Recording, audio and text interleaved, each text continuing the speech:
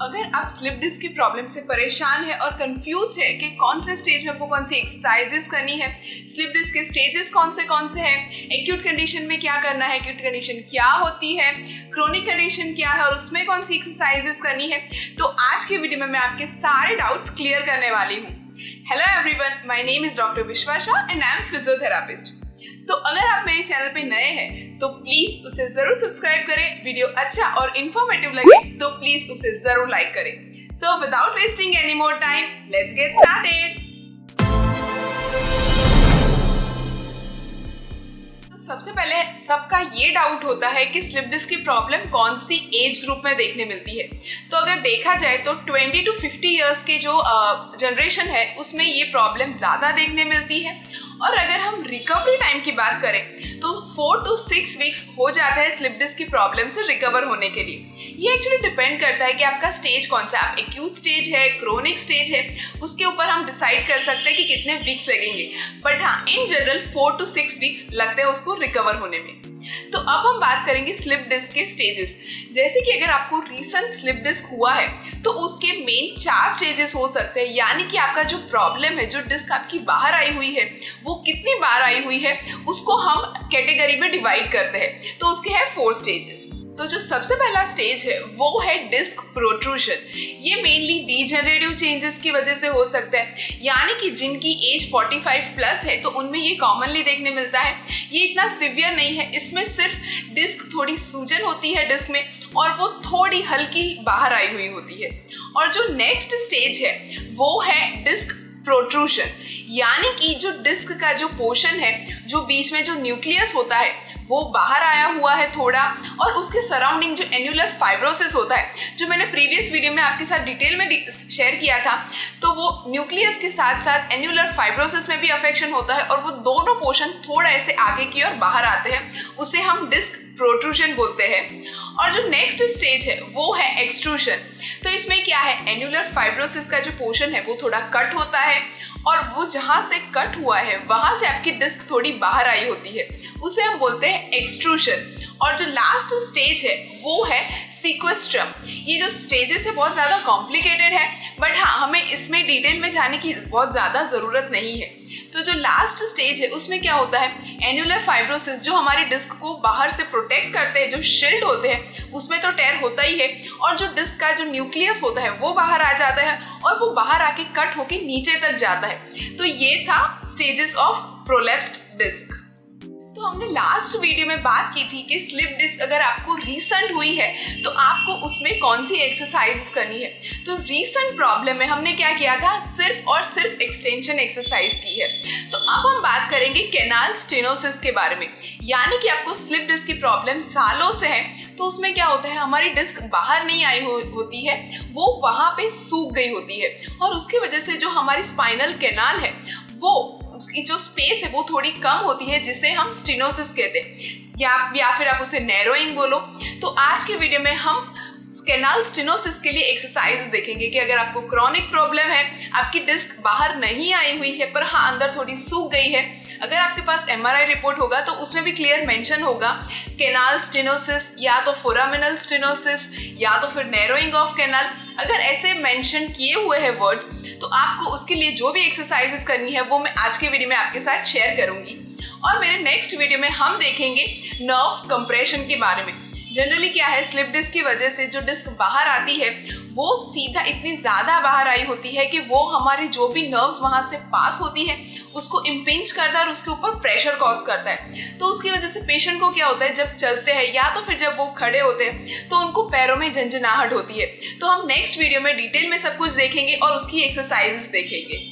तो जो slip disc की एक्यूट कंडीशन थी उसमें हमने सिर्फ और सिर्फ एक्सटेंशन एक्सरसाइज की थी, क्योंकि वो एक्सटेंशन एक्सरसाइज से जो भी डिस्क फ्रेश डिस्क बाहर आई हुई है वो अंदर जाएगी। अब हम बात करेंगे क्रोनिक स्टेज की, या तो फिर आपको ये प्रॉब्लम हुए अच्छा खासा टाइम हो गया है, या तो फिर आपका जो स्लिप डिस्क का एक्यूट स्टेज है वो अभी कम हो गया है, यानी कि 1 वीक to 10 डेज हो गए हैं और आपका पेन कम हो गया, आप नॉर्मल एक्टिविटी कर सकते हैं। तो आज जो मैं एक्सरसाइजेस बताऊंगी तो आप ये सारी एक्सरसाइजेस परफॉर्म कर सकते हैं। तो कैनाल स्टेनोसिस में क्या है, आपको फ्लेक्शन और एक्सटेंशन दोनों एक्सरसाइजेस करनी है। अगर आपको स्पाइनल कैनाल स्टेनोसिस है और उसमें आप सिर्फ और सिर्फ एक्सटेंशन यानी कि ऐसे पीछे झुकने वाली एक्सरसाइजेस करेंगे तो वो जो स्टेनोसिस यानी कि जो नैरोइंग है वो और ज़्यादा नैरोइंग होगा। तो आपको उसके लिए फ्लेक्शन एक्सरसाइजेस भी करनी है।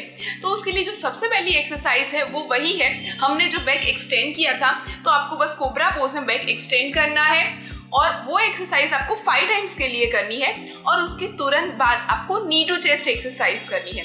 तो वो आपने 5 रिपीटेशंस कर लिए। वो करने के बाद आपको सीधा टर्न होना है। तो ये स्टेज में आपको टर्निंग इतना ज़्यादा डिफिकल्ट नहीं होगा। तो आपको सीधे टर्न होके नी को अपनी ओर लाना है। पर ये एक्सरसाइज में आपको ये ध्यान रखना है कि आपको अपर बॉडी को बिल्कुल भी आगे नहीं झुकाना है, सिर्फ नी को अपनी ओर प्रेस करना है। आप जितना भी ला सकते हैं उतना अपनी ओर लाना है, बहुत ज़्यादा प्रेस नहीं करना।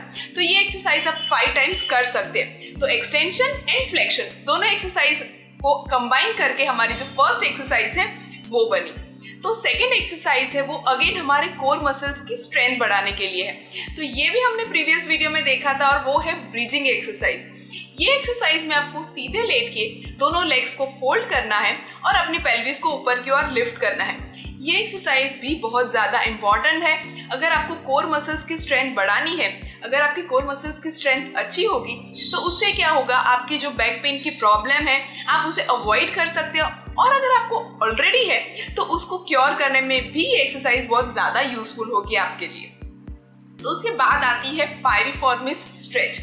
स्लिप डिस्क का जो प्रॉब्लम था वो खत्म हो गया, बस अब आपको लोकलाइज बैक में पेन रहता है और अगर आपको थोड़ा साइड रीजन में पेन होता है तो उसके लिए आप पायरिफॉर्मिस स्ट्रेचिंग एक्सरसाइज कर सकते हैं। तो पायरिफॉर्मिस जो मसल है वो हमारे लेटरल रीजन में होता है। तो अगर उसमें टाइटनेस है तो उसकी वजह से भी पेशेंट को कभी कभी पैरों में झंझनाहट की प्रॉब्लम होती है। तो इसमें क्या करना है, आपको सीधे लेटना है, एक लेग को फोल्ड करके क्रॉस करना है। तो ये जैसे ही आप लेग क्रॉस करेंगे फिर बाद में आपको नी अपनी ओर स्ट्रेच करना है। तो जैसे भी आप पोजीशन स्ट्रेच करेंगे आपको लेटरल रीजन में यानी कि हिप के साइड में आपको स्ट्रेच जैसा फील होगा, तो उसे हम कहते हैं पायरिफॉर्मिस स्ट्रेच। तो ये थी हमारी थर्ड एक्सरसाइज। उसके बाद हम बात करेंगे स्ट्रेंथनिंग एक्सरसाइजेस यानी कि जो एक्सरसाइज करने से हमारे बैक के मसल्स की स्ट्रेंथ इंप्रूव होगी। तो वो है सुपरमैन एक्सरसाइज। इसे योगा में सुपरमैन पोज बोलते हैं। तो इसके लिए आपको क्या करना है, क्रॉलिंग पोजीशन में आना है यानी कि आपकी बॉडी का वेट नीज के ऊपर होना चाहिए और हाथों के ऊपर होना चाहिए और आपको एक पैर को पीछे की ओर ऐसे स्ट्रेट लिफ्ट करना है।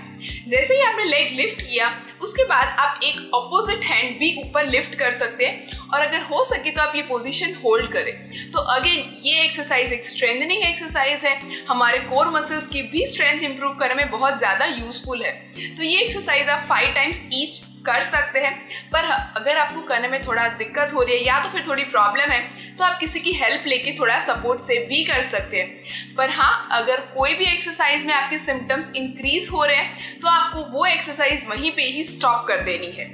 तो हमने आज की एक्सरसाइज में टोटल 4 एक्सरसाइजेस देखी। जो फर्स्ट एक्सरसाइज थी वो कॉम्बिनेशन थी, फ्लेक्शन एक्सरसाइज, एक्सटेंशन एक्सरसाइज, फिर हमने देखा पायरिफॉर्मिस स्ट्रेच और लास्ट एक्सरसाइज थी सुपरमैन एक्सरसाइज और हमने कोर मसल के लिए ब्रिजिंग एक्सरसाइज की। तो ये थी स्पाइनल कैनाल स्टेनोसिस की एक्सरसाइजेस।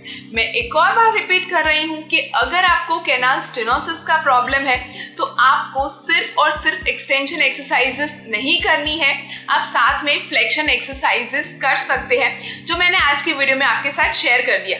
मेरे नेक्स्ट वीडियो में हम देखेंगे नर्व कंप्रेशन के लिए एक्सरसाइजेस। अगर आपके पैरों में झंझनाहट का प्रॉब्लम है तो उसके लिए आपको कौन सी एक्सरसाइजेस करनी है। So please stay tuned for that video. Till then, bye bye, take care.